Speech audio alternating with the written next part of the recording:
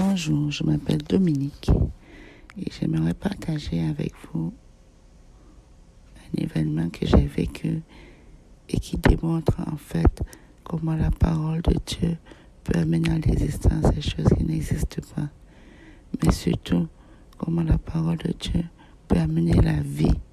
En fait, là, il n'y a que des circonstances de mort et des situations décourageantes. Comment concrètement elle peut amener la vie.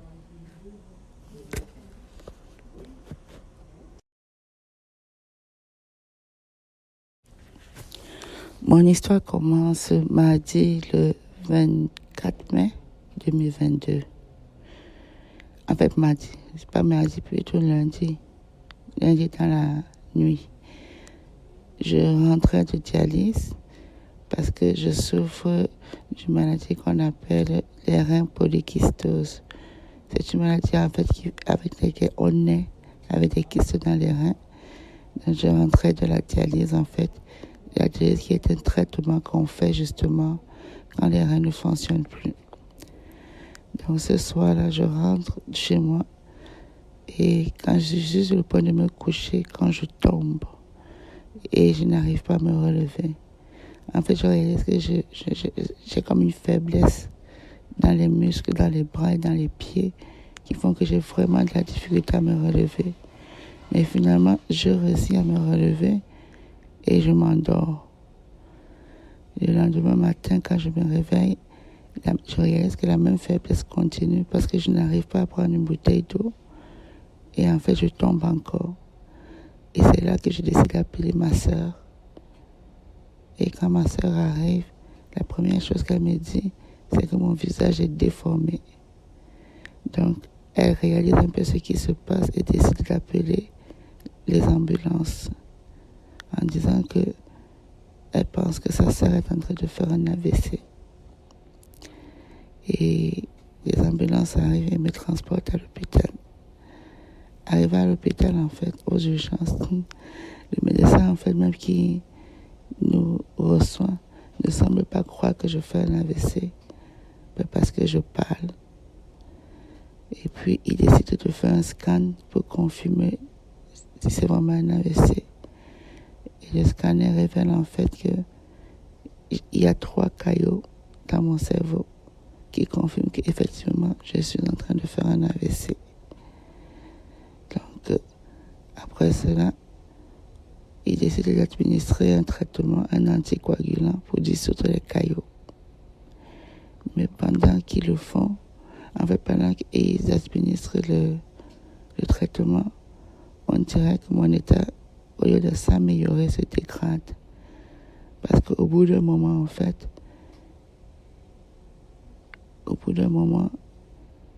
c'est comme si je perdais conscience. Il n'arrive pas à prendre ma pression, ce qui signifie en fait que ma pression est en chute libre. Et mon côté gauche se paralyse en fait complètement. Dans cette situation de désespoir, en fait, ma soeur, qui est à la maison et qui est dans l'inquiétude, en fait, décide d'implorer la grâce de Dieu. Elle décide de remettre son inquiétude à Dieu. Et pendant qu'elle est en train d'implorer la grâce de Dieu, elle a une vision. Dieu lui montre quelque chose, en fait. Alors qu'elle est à la maison, elle me voit dans ma chambre d'hôpital et elle voit en fait qu'au pied de mon lit, il y a une lumière qui est là. Et elle reçoit une parole de Dieu. Quand je dis la parole de Dieu, en fait, a le pouvoir d'amener la vie dans les circonstances de mort. Cette parole lui dit dans Isaïe 41:10, ne crains rien, ne promène pas des regards inquiets, car je te soutiens de ma droite triomphante. Et elle voit cette lumière et tout de suite elle se sent rassurée. Et en même temps, en fait, pendant que elle est en train, elle, de voir cette lumière et que les médecins, en fait, mon état se dégrade physiquement, il y a un frère qui est assis à côté de moi dans la chambre d'hôpital même et qui est en train de prier. Il prie. Et il est en train de prier. Il entend tout ce que les médecins disent. Et il voit en fait comment j'ai de la difficulté à rester consciente. Et j'ai de la difficulté, en fait, à utiliser mon côté gauche.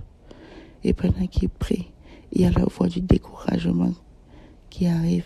Et dans sa tête, il entend cette voix de découragement qui lui dit, arrête de prier, parce qu'elle va mourir de toute façon. Et au lieu de céder à cette voix de découragement, il décide en fait d'écouter la voix de la parole de Dieu, qui dit que ce ne sont pas les morts qui peuvent louer Dieu, qui dit en fait que là où en fait que le même esprit qui a ressuscité Jésus-Christ entre les morts vit en nous, et que cet esprit en fait, si cet esprit a ressuscité Jésus-Christ entre les morts, il peut nous sortir de toutes circonstances désastreuses. Il déclare la parole. Il déclare que non, je ne mourrai pas, mais je vivrai et je raconterai les œuvres de l'Éternel. Il continue à déclarer ses paroles de vie. Il déclare ses paroles de vie. Et pendant qu'il déclare ses paroles, c'est là où en fait le médecin arrive et le médecin dit que le traitement en fait ne fonctionne pas. L'anticoagulant ne fonctionne pas. Donc il faut que je sois transféré dans un autre hôpital à Montréal, au centre hospitalier universitaire de Montréal de CHUM, pour qu'il fasse une opération pour retirer les caillots. Parce qu'en fait j'étais à un hôpital qui est à côté de chez moi, l'hôpital de Saint-Eustache. Et en fait, je vais prendre une pause ici pour montrer que si en fait ma vie dépendait des hommes ce jour-là, je ne serais pas là aujourd'hui pour témoigner. Parce que justement, le médecin, justement, déjà que il n'a pas été dans l'urgence quand je suis arrivée à l'hôpital, il n'a pas intervenu tout de suite, mais en plus, il n'a même pas suivi le protocole qu'il faut suivre en matière d'AVC. Et cette information-là, en fait, c'est une infirmière qui lui dira le lendemain à ma soeur, parce que ma soeur, en fait, elle travaille dans cet hôpital comme infirmière. Donc, quand elle arrive le lendemain pour travailler, l'infirmière qui assiste en fait à toute la scène lui dit « Oh mon Dieu, j'espère que ta soeur va bien. » Parce que le médecin, en fait, il n'a pas suivi le protocole. Et le protocole, en fait, stipule que quand une personne fait un AVC, quand on l'administre l'anticoagulant, tout de suite après, la personne doit être acheminée justement au CHUM. Parce que c'est eux qui sont spécialisés pour faire l'opération, pour retirer les caillots. Parce qu'en fait, en matière d'AVC, le temps est un élément très déterminant. C'est ce qui détermine en fait la suivi de la personne, ou ce qui détermine si la personne aura des dommages permanents, des séquelles importantes. Mais justement, ce médecin n'a pas suivi le protocole. Je suis arrivée à l'hôpital à 7h du matin, et c'est à 17h, donc 10 heures plus tard, qu'il a décidé de me transférer au CHUM. Et pendant ce temps, ces 3 caillots dans mon cerveau, en tout cas, étaient supposés, selon la science, faire des dommages permanents. Mais parce que justement, ma vie ne dépend pas des hommes, elle dépend de Dieu. Et comme Dieu l'a dit à ma sœur, que c'est lui qui me soutient de sa droite triomphante. Bon, je suis quand même là aujourd'hui pour témoigner justement que non seulement j'ai survécu, mais qu'il n'y a pas eu ces dommages, c'est ce qui est important, malgré la négligence du docteur. Donc finalement, et aussi, comme je vous l'ai dit de toute façon, pendant que j'étais à l'hôpital, même si physiquement les circonstances semblaient être contre moi, il y avait quand même cette lumière à mon pied du lit.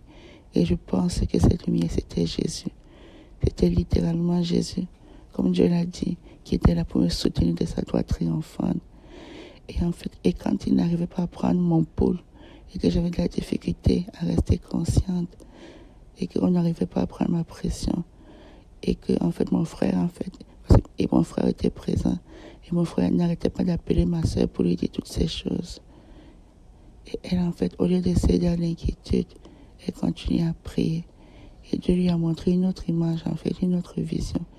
Elle a vu des anges qui montaient et descendaient au-dessus de la chambre d'hôpital où j'étais, à l'hôpital de Saint-Eustache. Et en fait, moi, en fait, qui était un peu semi-consciente, qui n'était pas tellement consciente de ce qui se passait, j'avais quand même une sensation, en fait. J'avais l'impression d'être littéralement portée par des anges, d'être entourée d'une armée invisible.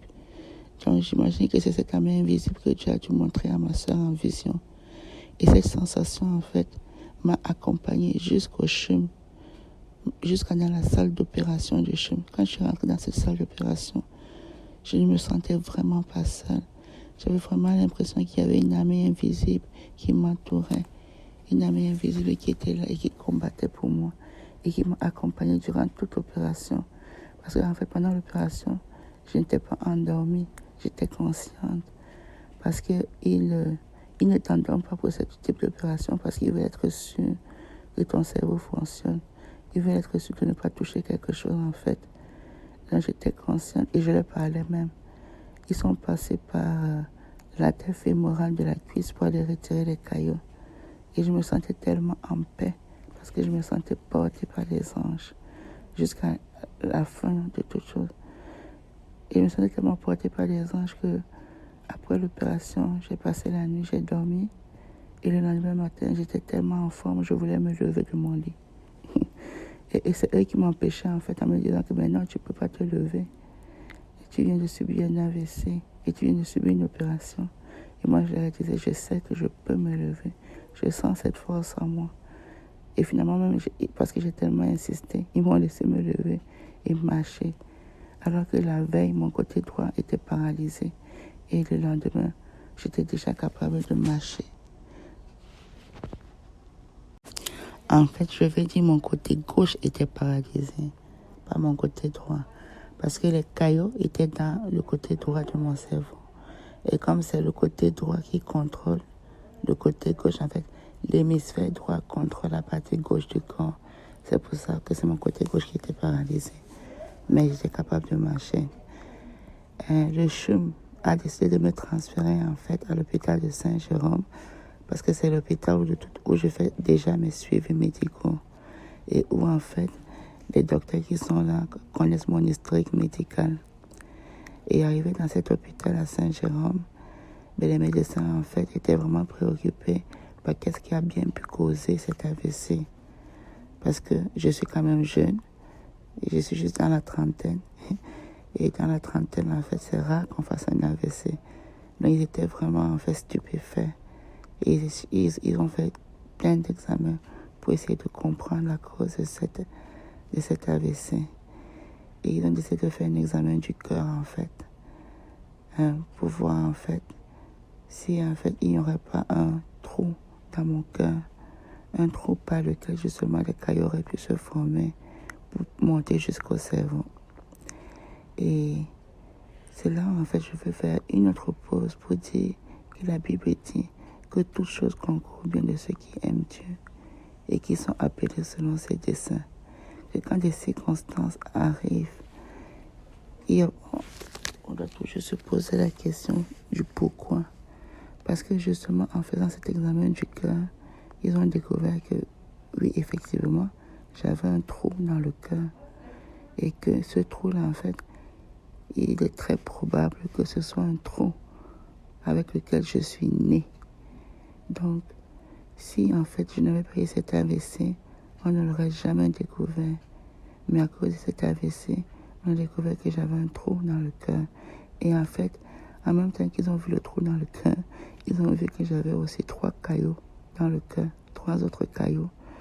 Et ils ont fait le lien en fait parce que en faisant la dialyse, on avait réalisé que mon sang en fait coagulait trop vite et coagulait rapidement. Mais en fait, les médecins n'ont jamais pris ce problème de coagulation au sérieux. Mais justement avec l'AVC et en voyant les 3 caillots dans le cœur, ils ont pris ce problème de coagulation au sérieux. Et ils ont justement décidé d'essayer de comprendre d'où venait le problème de coagulation. Pourtant, depuis 3 ans que je fais la dialyse, il y avait ce problème et les infirmières le signalaient, mais les médecins en fait ne le prenaient pas au sérieux. Mais vu l'AVC que j'ai fait, c'est là qu'ils ont décidé de faire une investigation en faisant plein d'examens pour essayer de comprendre d'où vient ce problème de coagulation. Donc, vraiment, la Bible dit que le malheur atteint souvent le juste, mais l'Éternel en délivre toujours. Et que vraiment, que toute chose vraiment concourt de ceux qui aiment Dieu. Maintenant, vous pourriez me demander que si Dieu est si bon, pourquoi a-t-il permis que je naisse avec ces kystes dans les reins, ce trou dans le cœur et que j'ai ce problème de coagulation? Et c'est là où en fait je vous dirais d'aller à l'origine des choses, d'aller au jardin d'Éden. Parce que c'est au jardin d'Éden en fait que l'homme en fait, par sa désobéissance à la parole de Dieu, a donné le pouvoir à l'ennemi d'apporter le malheur dans ce monde, le malheur sur la terre. Et en fait, cette décision de l'homme en fait a été perpétuée après le jardin d'Éden. Parce qu'après le jardin d'Éden, les hommes ont continué à donner ce pouvoir à l'ennemi en décidant de vivre une vie dans laquelle on bannit Dieu. Une vie en fait dans laquelle en fait on est centré sur nous, où on décide de vivre selon notre chair, en ne pas se souciant de ce que la volonté de Dieu, de ce qu'il veut. Mais seulement ce que l'homme n'a pas compris, c'est qu'en vivant une vie où Dieu est banni, c'est de donner le pouvoir à l'ennemi, en fait, de continuer à perpétuer le malheur sur terre et ce malheur qui se transmet de génération en génération. C'est pourquoi aujourd'hui, on se retrouve souvent dans des situations compliquées, des situations en fait où on vit des malheurs et on se demande d'où viennent ces malheurs. Mais c'est parce qu'en fait, l'homme a décidé de laisser le pouvoir à l'ennemi en décidant de ne pas suivre la voie de Dieu. Mais en fait, Dieu, dans sa miséricorde et dans sa bonté, en fait, n'est pas resté impassible à cela. Il n'est pas resté indifférent. Il a décidé en fait de créer une porte de sauvetage. Mais il a laissé le choix à l'homme. Parce que Dieu est un gentleman. Il ne s'impose pas à l'homme. Il a décidé de laisser le choix à l'homme de dire que si l'homme veut être sauvé de ce malheur, en fait, amené par l'ennemi, il n'a qu'à se réconcilier avec lui en croyant en son Fils Jésus. Et c'est le choix que moi j'ai fait. C'est pour cela, en fait, que malgré le malheur apporté par l'ennemi, à cause du péché des hommes en général, Dieu m'a préservé et Dieu m'a sauvé. Que malgré ce malheur, justement, que le diable apporte, malgré le fait que, en fait, il y a un verset qui dit, ils te feront la guerre, mais ils ne te vaincront pas. Justement, malgré la guerre que j'ai subie dans mon corps, entre guillemets, je n'ai pas été vaincu à cause justement du sang de Jésus. À cause du sang de Jésus qui m'a racheté, du sang de Jésus qui m'a préservé. Oui. Pourquoi le sang de Jésus nous met à l'abri en fait du mal et du danger? Parce qu'il faut comprendre en fait que quand il y a le mal quelque part, il y a un péché, comme il y a le péché dans l'humanité, à cause de la désobéissance de l'homme, à cause du refus en fait de l'homme de suivre les voies de Dieu. Il faut que ce mal soit expié en fait. Et pour que le mal soit expié, il faut que quelqu'un paye le prix pour ce mal. Et c'est ce que Jésus a fait en fait. Jésus en fait, il est venu sur terre et il a décidé de prendre sur lui le péché de l'humanité. Et en mourant sur la croix, il a expié ce péché. C'est un peu comme s'il avait accepté de porter la peine en fait qui devait retomber sur l'humanité. Il l'a porté sur lui et il s'est offert comme en fait une sorte de rançon pour le salut de l'humanité. Et justement pour pouvoir jouir de cette protection en fait que Jésus offre, c'est ça. Il faut lui donner sa vie. Il faut accepter de faire le choix de le suivre et de le servir. Et ainsi en fait la paix que son sang apporte, on peut bénéficier de ça. La protection aussi que son sang apporte, on peut bénéficier. Et la guérison. Parce que la Bible dit que par ces maîtres-ci, nous avons été guéris et que le châtiment qui nous donne la paix est tombé sur lui. C'est vraiment ce que Jésus a accompli à la croix. Donc, par les maîtres-ci de Christ, j'ai été guéri et le châtiment qui me donne la paix dans la situation dans laquelle je suis aujourd'hui est tombé sur Jésus. Et c'est vraiment un choix que nous pouvons tous faire.